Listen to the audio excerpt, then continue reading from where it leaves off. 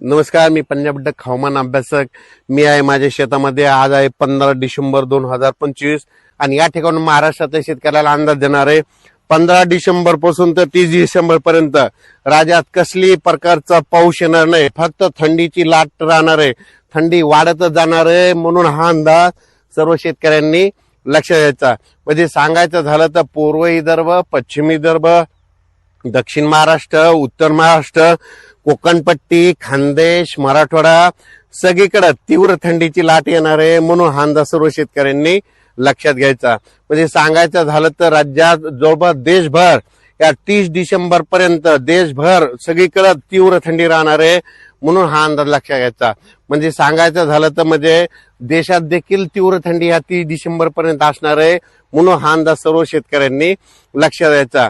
पूर्व विदर्भ त्याच्यामध्ये निफाड, पुणे, परभणी ह्या पट्ट्याचा पारा काही ठिकाणी 7 अंश, कुठं 8 अंश, कुठं 9 अंशावर जाणार आहे, म्हणून हे देखील लक्षात द्यायचं. यावर्षी जानेवारीमध्ये देखील थंडीची खूप चावल राहणार आहे, म्हणून हा अंदाज सर्व शेतकऱ्यांनी लक्षात द्यायचा. म्हणजे ज्यांच्याकडे हरभरा असेल तर तुम्ही फवारण्या करू शकता. त्याच्यानंतर गव्हाला देखील फवारणी करू शकता. एक बुरशीनाशक, कीटकनाशक फवारणी करायची, हरभऱ्याला फवारणी करू शकता. डाळिंब शेतकऱ्यांनी काय करायचं, ह्या थंडीचा अंदाज घेऊन काय फवारण्याचे नियोजन लावायचं. द्राक्ष शेतकऱ्या बागायतदारांना थंडी खूप राहणार आहे, म्हणून त्याचं देखील नियोजन लावायचं. म्हणजे सांगायचं झालं तीव्र थंडी असल्यामुळं नेमकं तुमच्या द्राक्षावर, डाळिंबा कोणतं कीड रोग येऊ शकतं, त्याबद्दल तुम्ही तुमचं ते तयारी करू शकता. पण राज्यात मात्र कसला 30 डिसेंबर पर्यंत कसलाच पाऊस येणार नाही, फक्त मात्र थंडी खूप राहणार आहे. उत्तरेकडून वारं येणार आहे.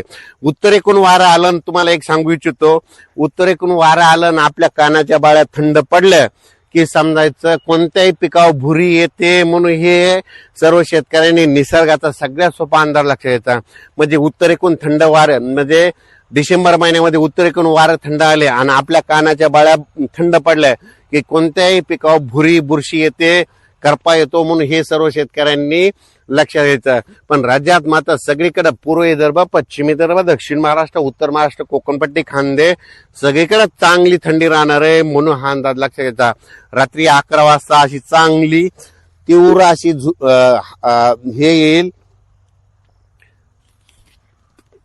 वारं सुटल्यानंतर 11च्या नंतर चांगली थंडी जाणवायला सुरुवात होणार आहे, म्हणून हे शेतकऱ्यांना लक्षात घ्यायचं. अचानक वातावरण बदल झाला तर लगेच एक हवामानाचा अंदाज एक इन्स्टाद्वारे देण्यात येईल, युट्यूबच्या माध्यमातून येण्यात येईल, म्हणून हे देखील सर्व शेतकऱ्यांनी लक्षात घ्यायचं.